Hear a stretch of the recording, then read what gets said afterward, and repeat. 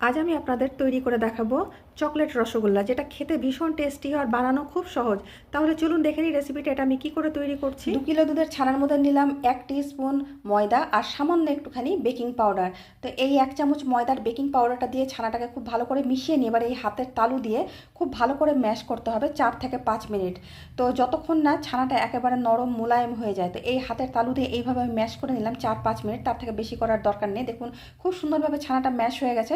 এবার এটাকে আমি সমান 2 ভাগে ভাগ করে নিলাম, 2 ভাগে ভাগ করে নিয়ে 1 ভাগ রেখে দিলাম, আর 1 ভাগের মধ্যে দিয়ে দিলাম 1 চামচ চকলেট পাউডার।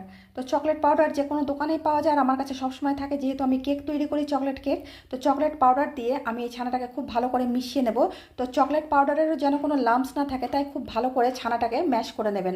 এবার দেখুন আমার 2 ভাগে ছানাটা ভাগ হয়ে গেল। চকলেটের যে অংশটা সেটা দিয়ে আমি ছোটো ছোটো টুকরো করে আমি ভাগ করে নিচ্ছি ছানাটা, যে কটা আমি মিষ্টি হবে বা মিষ্টি তৈরি হবে ভাগ করে নিলাম। তারপরে যে কটা অংশ চকলেটের হয়েছে সেই কটা অংশ আমি সাদা যে ছানাটা আছে সেটার আমি ভাগ করে দিলাম। এভাবে ভাগ ভাগ করে নিয়ে দেখুন 1 পোর্শন আমি সাদাটা নিলাম, নিয়ে 1 পোর্শন আমি চকলেটের অংশটা নিলাম, নিয়ে দুটোকে গোল করে এইভাবে একটা রসগোল্লা পাকিয়ে নিলাম। আরেকটা আমি আপনাদের দেখাচ্ছি, একটা সাদা ছানার অংশ নিয়ে গোল করে নিলাম, আর একটা চকলেটের ছানার অংশ নিয়ে গোল করে নিয়ে দুটোকে একসাথে মিশিয়ে নিয়ে মানে জোড়া লাগিয়ে এবার আমি একটা গোল গোল করে একটা রসগোল্লা বানিয়ে নিলাম। এইভাবে আমি সমস্ত রসগোল্লাগুলো বানিয়ে নেব।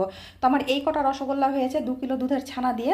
এবার আমি এগুলো মিষ্টিগুলো তৈরি করে দেবো। একটা কড়াই আমি দিয়ে দিলাম 1 বাটি চিনি, আর যে বাটিতে চিনি দিয়েছি সেই বাটিরই 6 বাটি জল দিয়েছি, মানে 1 ভাগ চিনি তার 6 ভাগ জল দিলাম।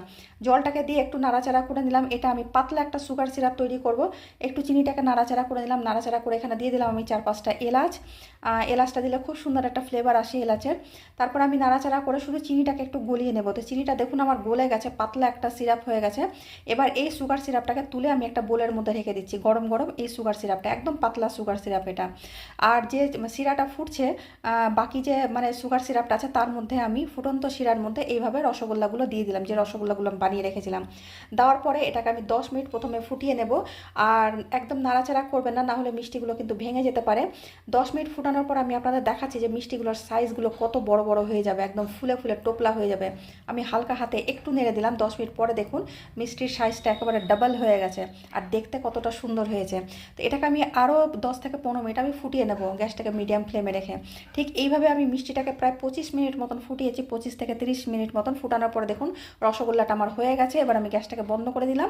বন্ধ করে নিয়ে এক একটা রসগোল্লাকে তুলে, যে পাতলা আমি সুগার সিরাপটা তুলে রেখেছিলাম বোলের মধ্যে, সেই সুগার সিরাপের মধ্যে আমি কিন্তু এটা মিষ্টিগুলো দিয়ে দিলাম। সুগার সিরাপটা কিন্তু আমি একটু গরম করে নিয়েছি তার আগে, মিষ্টিগুলো দেওয়ার আগে। তো সমস্ত রসগোল্লাগুলো দিয়ে দিলাম, দিয়ে এটাকে আমি 1 ঘন্টা মতন রেখে দেবো, তারপর সার্ভ করবো। তা কেমন লাগলো আপনাদের রেসিপিটা অবশ্যই জানাবেন, আর একবার হলেও বানিয়ে খাবেন, ভীষণ ভালো হয় খেতে।